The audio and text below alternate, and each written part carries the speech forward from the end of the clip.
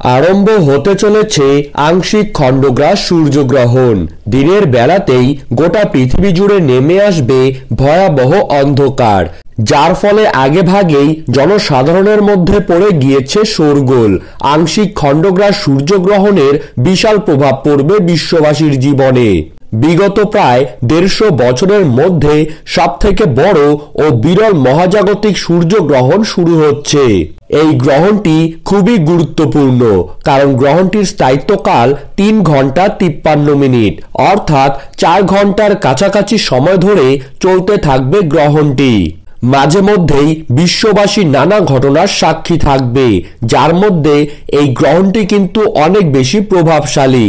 তো বন্ধুরা, বাংলাদেশ ও ভারতবর্ষের কোন কোন জায়গা থেকে এই সূর্যগ্রহণটি দেখা যাবে, তারই পাশাপাশি এই গ্রহণটি ভারত এবং বাংলাদেশের সময়ে কখন শুরু হবে এবং কখন শেষ হবে, গ্রহণের মধ্য সময় কখন থাকছে, কতক্ষণ পর্যন্ত গ্রহণের প্রভাব দেখা যাবে, এই সময় আপনারা কি কি নিয়ম পালন করবেন এবং বিশেষ করে গর্ভবতী মহিলারা এই সময় কি কি করবেন আর কি কি করবেন না, এই সমস্ত বিষয়বস্তুকে কেন্দ্র করে বড় বড় জ্যোতিষবিদরা কি কি জানিয়ে দিয়েছেন, তাই কিন্তু আমি আজকে আপনাদেরকে জানিয়ে দেব এই ভিডিওটির মাধ্যমে।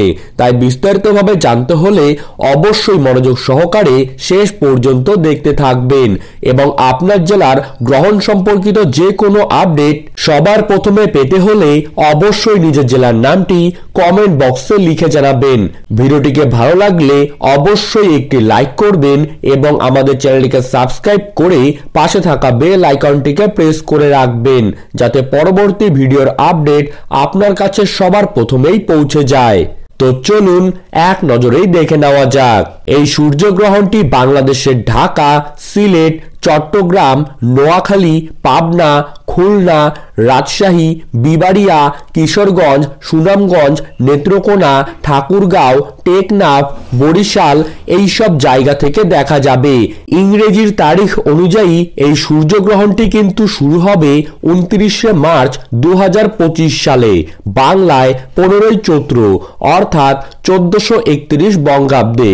সেদিন কিন্তু রয়েছে শনিবার। বাংলাদেশের সময় অনুযায়ী এই গ্রহণটি কিন্তু শুরু হবে দুপুর 2:51 এবং শেষ হবে সন্ধে 6:44। গ্রহণের মধ্য সময় বাংলাদেশে থাকবে 4:44 এবং গ্রহণের গ্রাসমান 0.937। এর পাশাপাশি ভারতের সময় অনুযায়ী এই গ্রহণটি কিন্তু শুরু হবে দুপুর 2:21 এবং শেষ হবে 6:14 এবং গ্রহণের মধ্যস্থান বিকেল 4:17। দর্শক বন্ধুরা, আপনাদের যদি গ্রহণ সম্পর্কিত কোনো প্রশ্ন থাকে তাহলে কিন্তু তা আমাদেরকে কমেন্টের মাধ্যমে লিখে জানাবেন, আর আমরা কিন্তু তা আপনাকে স্পষ্টভাবে জানিয়ে দেব।